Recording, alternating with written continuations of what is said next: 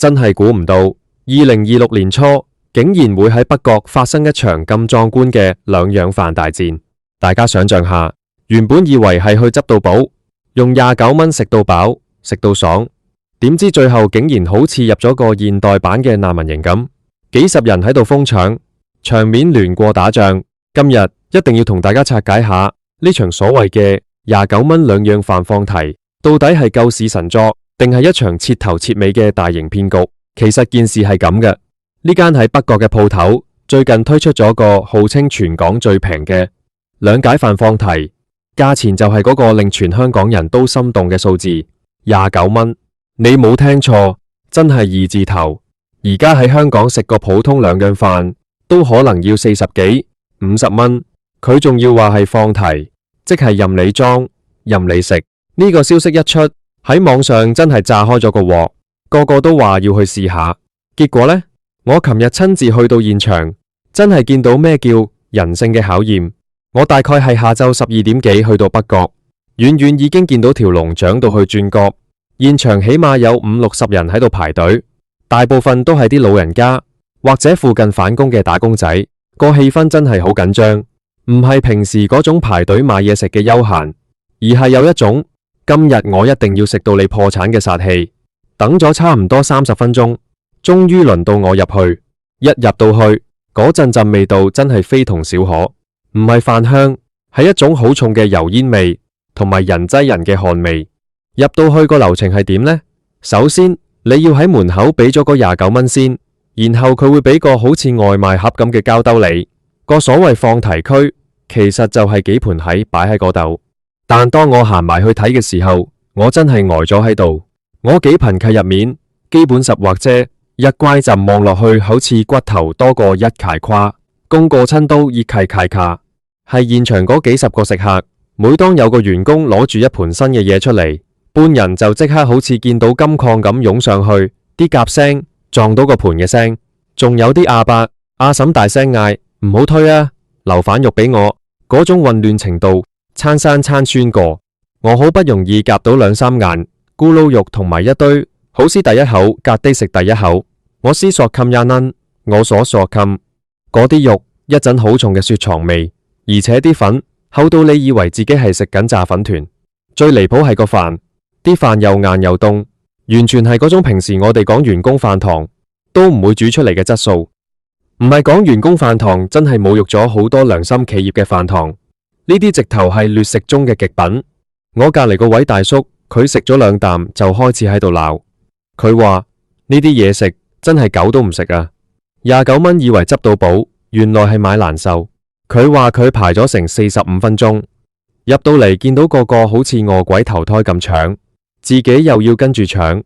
搶到返嚟食一啖就想走。呢位大叔仲話呢個直頭係騙局，用放題呢個名嚟呃人入去，但係啲人嘅補給速度極慢，基本上你裝完第一轉，想再去裝第2轉嘅時候，你就要等起碼15、20分鐘先會有新人，而且新人一出又係1秒鐘清晒。現場真係好似一個小型戰場，有啲阿伯因為俾人推咗一下，就喺度同人大聲嗌交，啲伙計又好似見怪不怪咁，完全冇諗住維持秩序。有個後生仔仲搞笑，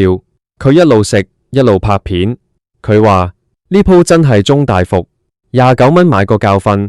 下次俾錢我都唔嚟。大家諗下，2026年嘅香港竟然仲會出現呢種為咗29蚊而要大家拼命嘅畫面，係咪反映咗而家個市道真係差到一個點？定係呢間鋪頭根本就係用低價嚟做噱頭，但完全冇考慮過營運能力？好多網民喺討論區都怒轟，話呢間鋪頭救市定大騙局。有人話呢啲生意手法好有問題，因為你標榜放題，但你根本提供唔到足夠嘅食物流量。如果我入到嚟見到個盤係空嘅，我係咪可以要求退錢？但好多老人家唔識呢啲，佢哋覺得既然俾咗29蚊，就算食得再差都要塞落肚，結果就搞到胃痛。有啲食評仲形容呢度嘅衛生環境簡直係災難級，啲台面黐立立，地板又滑，個場嗰陣啲汁濺到周圍都係，真係見到都反胃。我觀察咗一段時間，發現呢間鋪頭嘅策略其實好明顯，佢哋用29蚊呢個極低嘅價錢吸引人流，只要你入咗去，佢就唔驚你，因為你已經俾咗錢，而佢出爾嘅速度同埋質素，佢可以完全控制。你以為係放題，其實係一場耐心與尺度嘅考驗。你要好有耐性咁排隊等出感，仲要唔怕醜咁同人爭同人搶。對於一啲斯斯文文嘅打工仔嚟講，呢29蚊真係買咗個尷尬同埋肚餓。講返啲嘢食嘅資訊，據聞呢間嘢原本係做街坊生意嘅兩贏飯店，可能因為最近生意難做，先諗出呢招29蚊放題嚟搏一鋪。但係佢哋明顯低估咗香港人對平嘢嘅瘋狂程度。喺香港，只要係平，就算係屎，可能都會有人排隊。但問題係，你做生意要有底線下嘛？你提供嘅食物如果連基本食得落口都做唔到，咁就唔係做生意，係呃錢。有啲街坊話呢度啲話啲仲難實過幾年前某啲連鎖集團嘅平價餐。喺北角呢區其實有好多好嘢食，由10幾蚊嘅雞蛋仔到幾百蚊嘅海鮮都有，但偏偏呢間29蚊兩樣飯就搞臭咗個名。現場見到有一家大細入去，個細路仔夾咗2啖就話唔食，個媽媽又好無奈咁喺度食啲剩翻落嚟嘅配菜，嗰種畫面真係睇到人心酸。呢個唔係救市，呢個係消費緊大眾對性價比嘅信任。大家可能會問，咁到底有冇人覺得好食？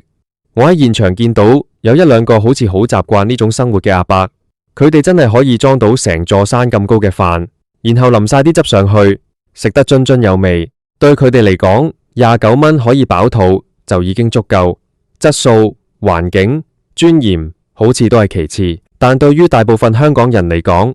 我哋要求嘅係一份合理嘅午餐，而唔係要去參加一場飢餓遊戲。我諗反起，如果係喺幾年前，呢種29蚊嘅宣傳，可能真係會俾人讚係良心企業。但而家大家要求高咗，而且資訊流通咁快，你做得唔好，轉頭全香港都會知。呢個北角大混亂已經成為咗網上嘅熱話，好多人都話呢間係中伏之首，甚至有人質疑佢啲食材到底係邊度嚟嘅？29蚊包你任食，扣除人工、鋪租、水電，佢份食物成本可能得幾蚊，幾蚊成本嘅肉同菜，你敢唔敢食落肚？所以我喺度真係要提醒大家，雖然話而家要慳錢，但係平嘢冇好嘢，呢句老話真係有道理。尤其係呢種標榜放題，但價錢低到唔合理嘅地方，入去之前真係要三思，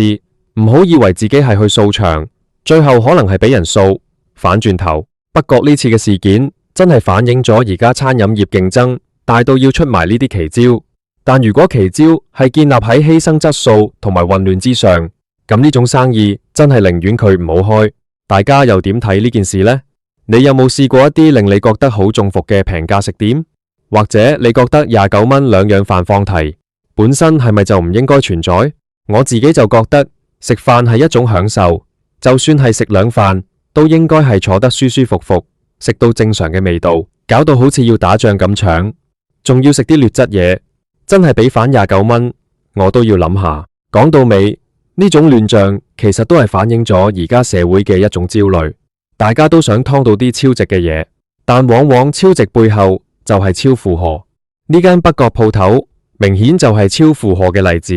佢接唔到咁多客，提供唔到咁多食物，最後就變成咗一場大混亂。有人話呢啲可能係短線嘅營銷手段，炒熱咗個名之後就改返原價或者執咗佢。但係咁樣做對個品牌、對個社區真係好咩？我仲記得當時走出間鋪頭嘅時候，呼吸到外面北角嘅新鮮空氣，真係有一種重生嘅感覺。